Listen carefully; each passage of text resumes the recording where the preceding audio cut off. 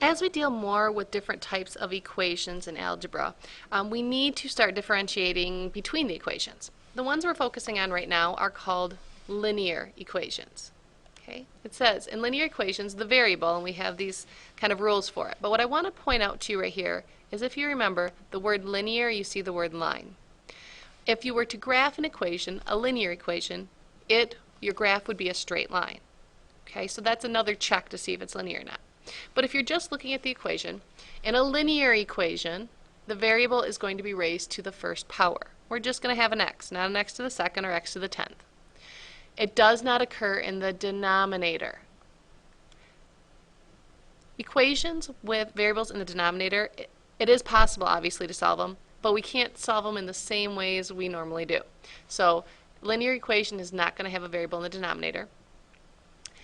A linear equation does not occur inside a square root symbol.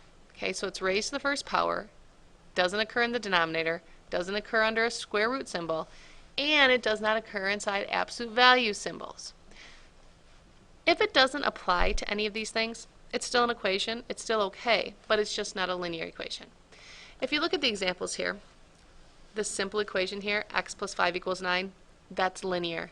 X is raised to the first power, there's no fractions, there's no square roots, there's no absolute values, and if you graph this you'd see it was a straight line.